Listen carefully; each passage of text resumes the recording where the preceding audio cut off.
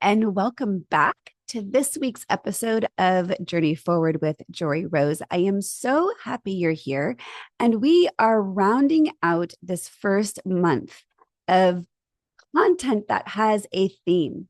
And this month's theme has been You Can't Change What You're Not Aware of. And if you haven't listened to the earlier episodes this month, no worries. I'll do a short little recap. But if you are listening for the first time since the relaunch, I have had a revisioning of the podcast. Think of it like part masterclass, part podcast, part community building, part sisterhood, part healing circle, all the things that truly is actually a culmination of my career of the past 25 years.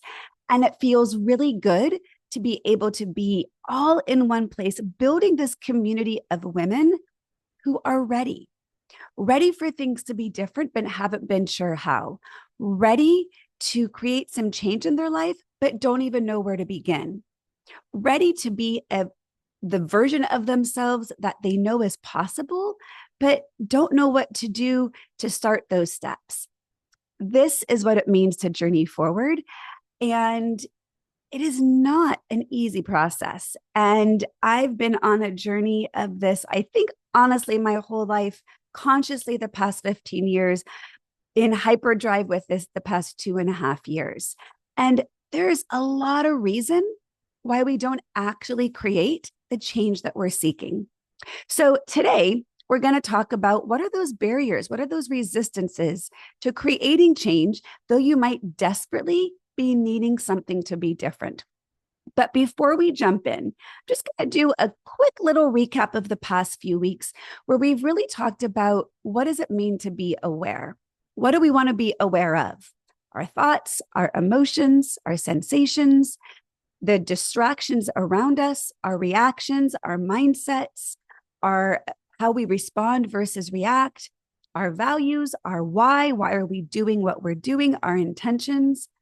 These are the things I invite you to consider when I talk about increase your awareness, because the truth that I know is that most people tend to live their life on autopilot.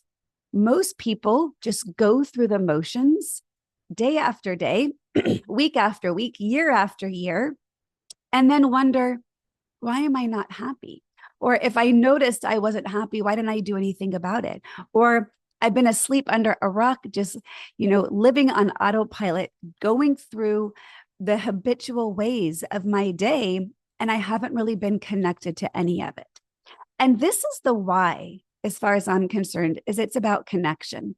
Because when we are disconnected from ourselves, disconnected from our thoughts, our feelings, our bodies, disconnected from the emotions that arise that haven't been resolved, disconnected from our wounds or our traumas or our insecurities or our fears.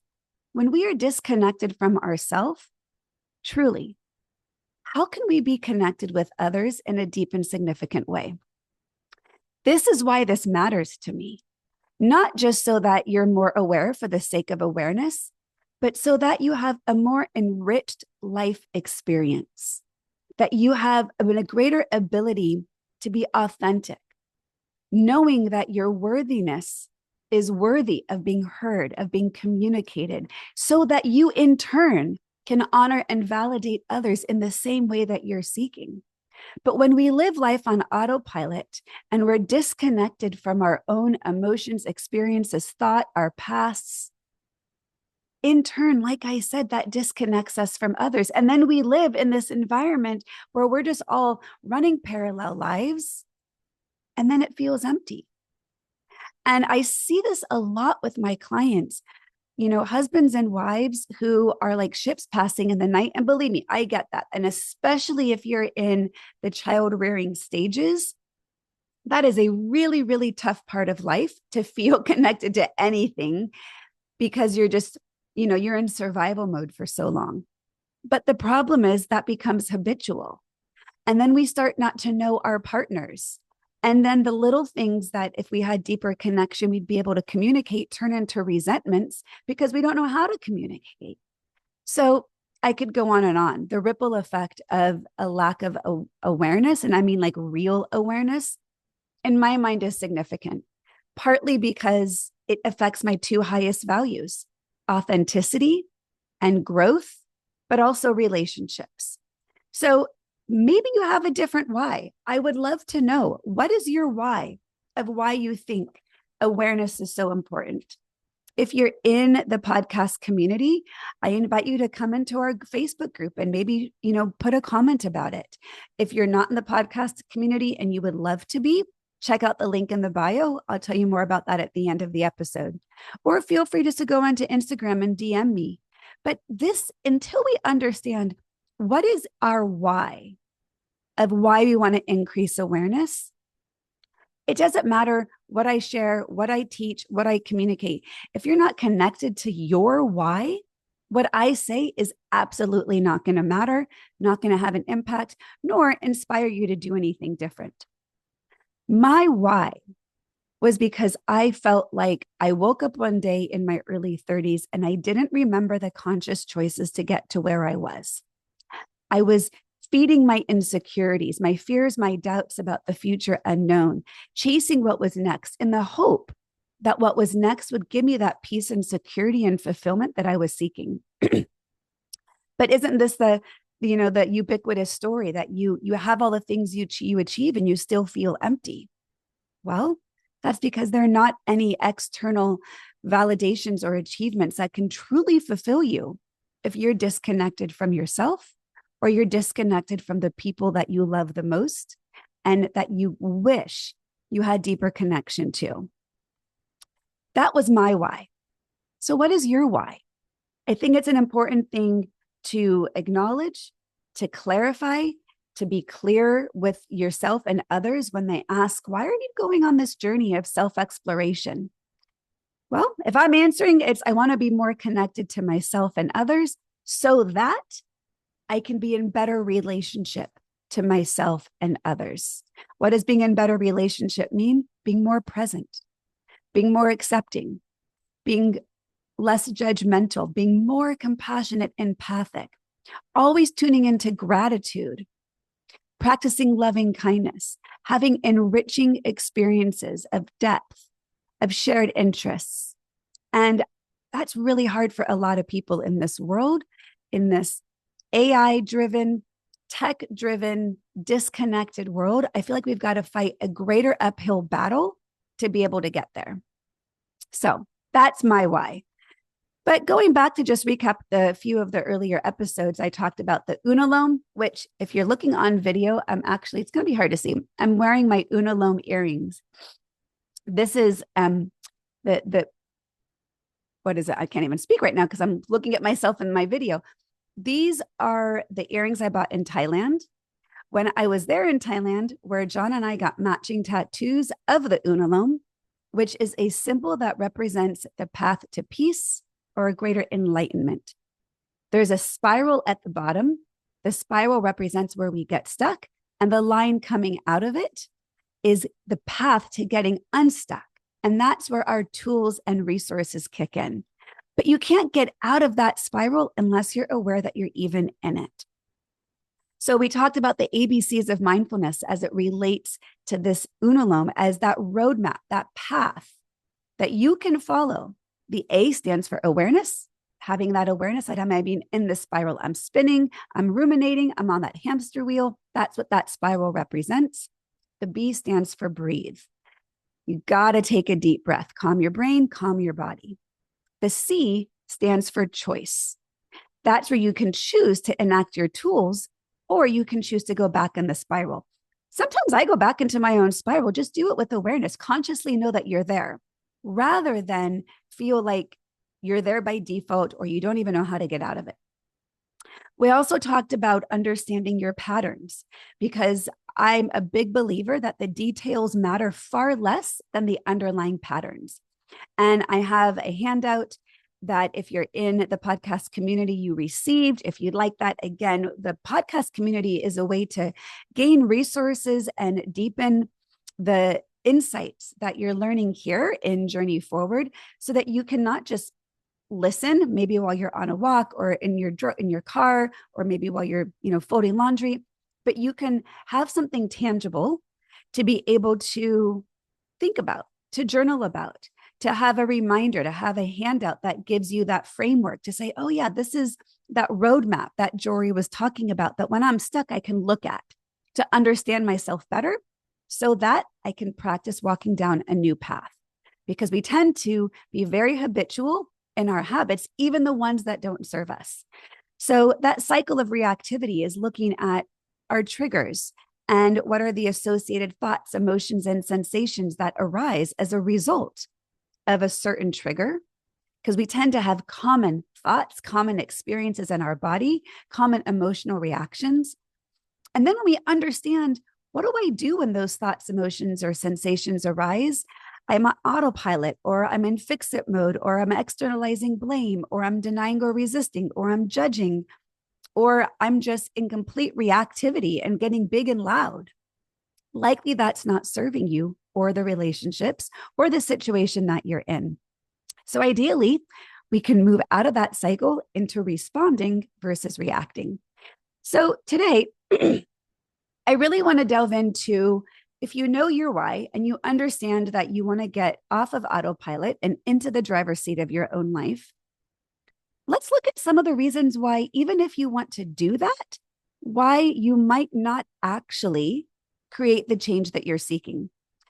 I have seen in myself, and I have seen with many clients over the years, a resistance to change because of the ripple effect that it impacts. And it's real. I get it. It's, if you as the wife and the mother and the woman who is doing it all for your family, for others, whoever it is you're caretaking, because many women tend to be in caretaker roles, even if it's, in your job, we tend to have a difficult time putting ourselves first. We tend to have a difficult time enacting self-care. We tend to have a difficult time practicing self-compassion. And so when we begin to change something in ourselves, putting ourselves a little higher up on that ladder of the needs of the people around us, taking time in our day to listen to a podcast or do some journaling or do a meditation or do a virtual retreat or in an in-person retreat, all of that's going to have a ripple effect on the people around you. They may not be super supportive of you growing and changing. They may want you to stay exactly as you are.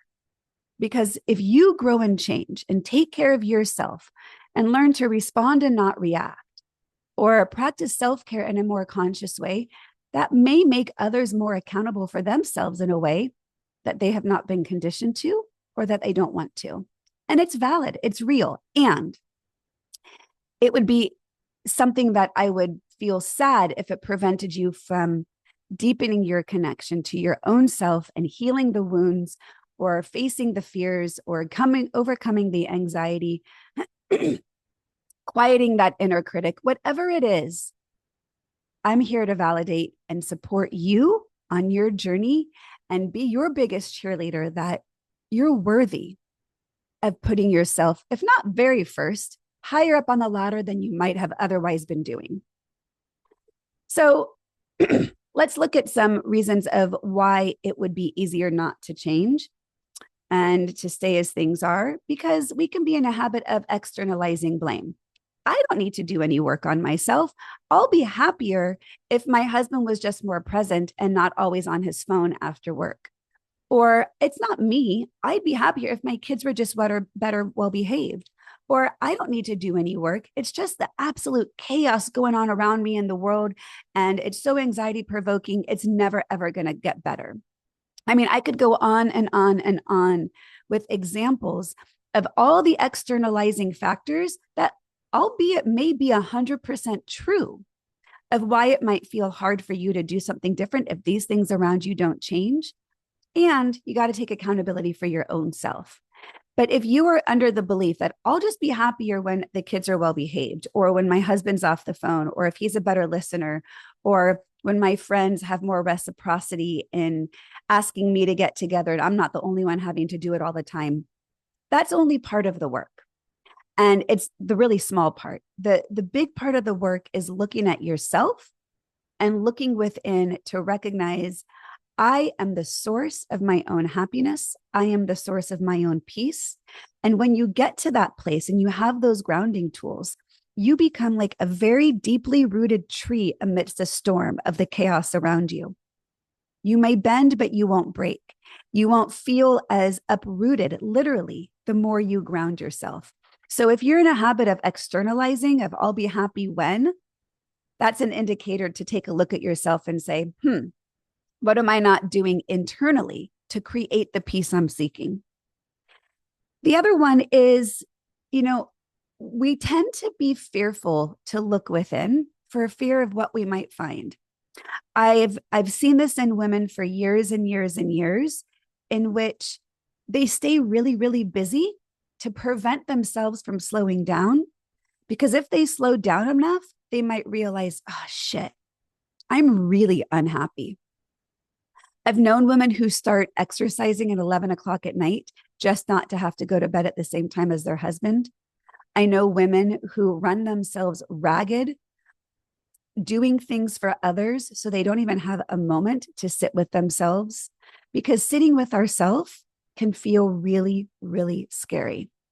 If I start to look inside those wounds, inside my fears, inside those anxieties, there is a fear, a very real fear of what am I going to find? And what do I do with whatever I found? And what if it disrupts me more than gets me on the path to healing?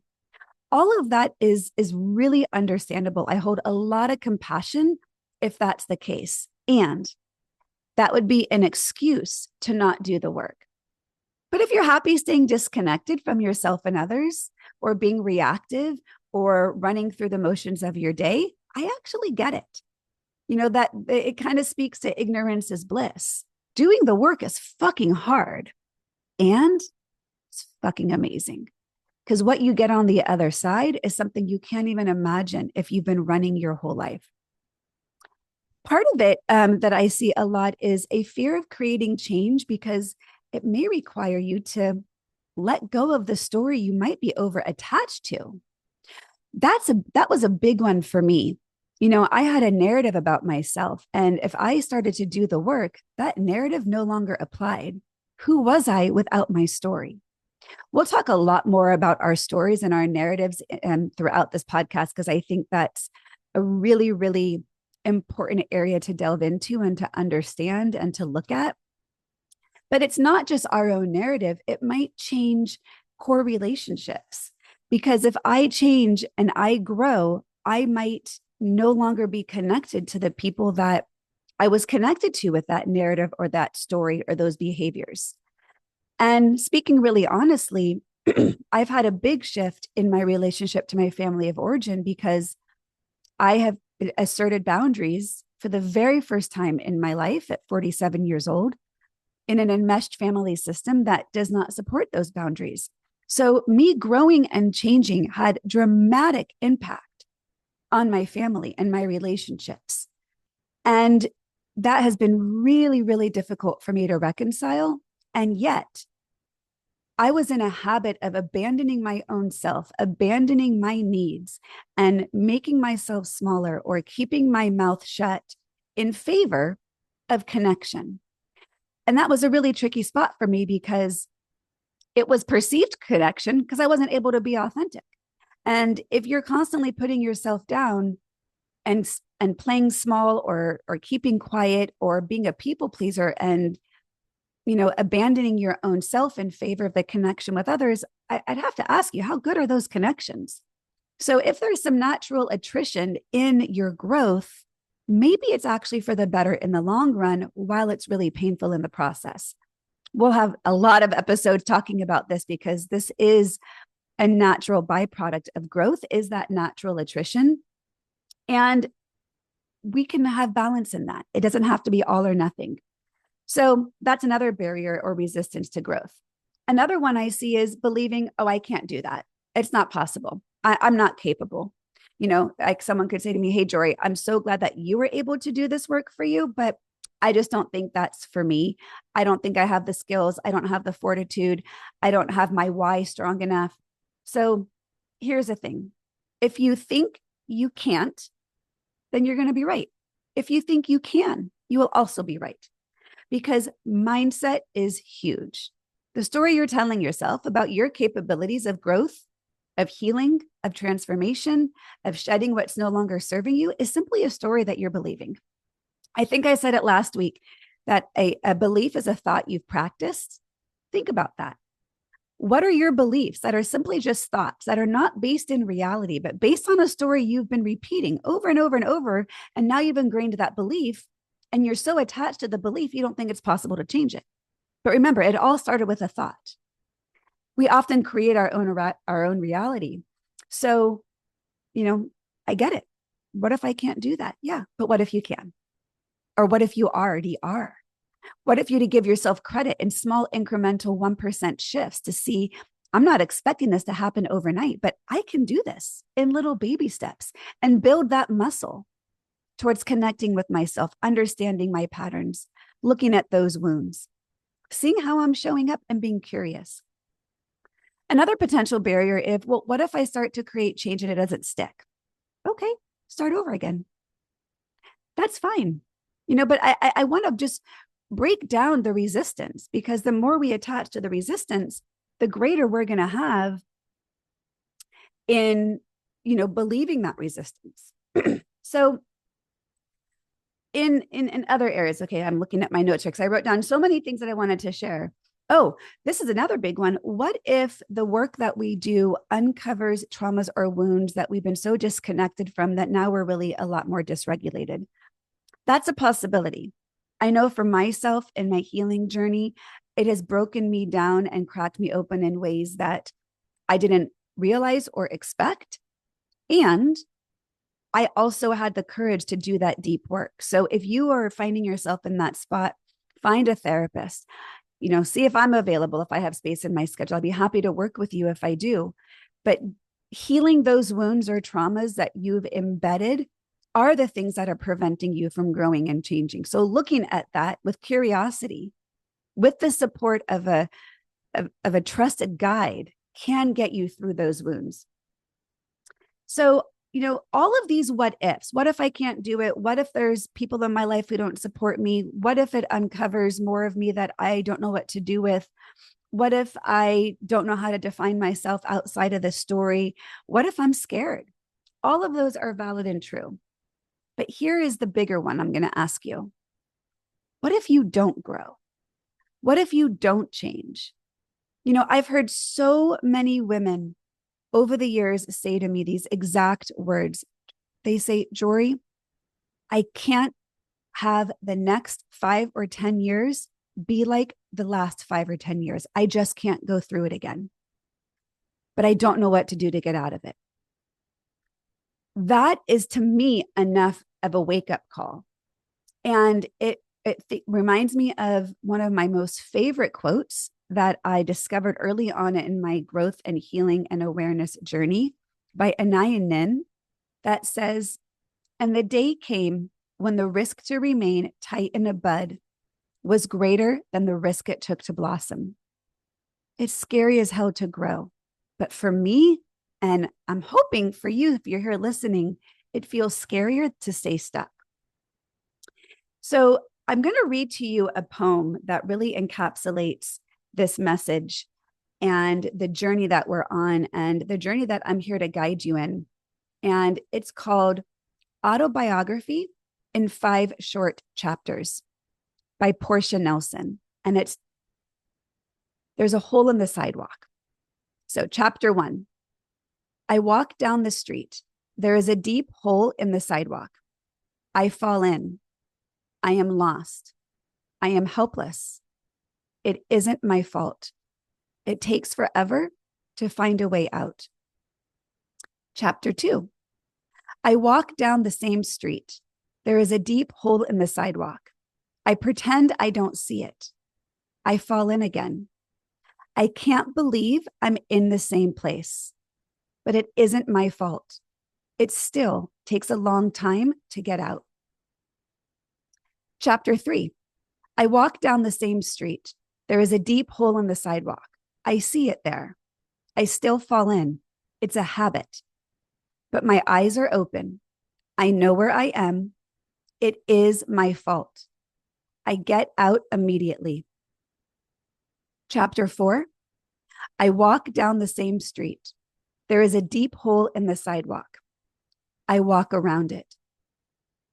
Chapter 5, I walk down another street. Let that sink in. To me, that poem mirrors the unalome. It mirrors the cycle of reactivity. It's exactly what we're talking about. We go through the same motions with the same frustrations, not recognizing there's another way to do it. To me, walking down another street is the journey forward. So I'm hoping that this has given you a lot to think about and inspired you not just on your why, but the why nots, the fears, the resistances, the barriers, the perceived resistance, the perceived barriers. Because if we see it as an obstacle that we can overcome, that will strengthen our journey.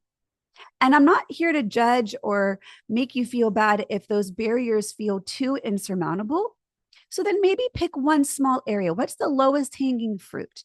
What is the easiest small little bit to be able to increase your awareness so that you are in more connection to yourself and ideally over time have courage to let that part of you be seen. Even if others aren't there and ready to accept it, you get to stand in your truth of who you are.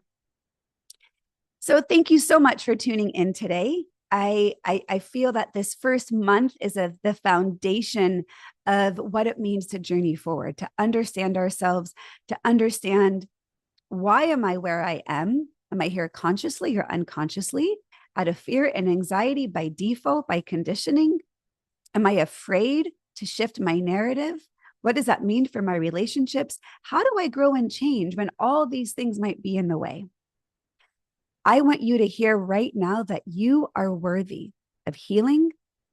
You are worthy of connection. You are worthy of self-care and self-compassion as if it was the most idealized mother or parent giving you that permission to take care of you.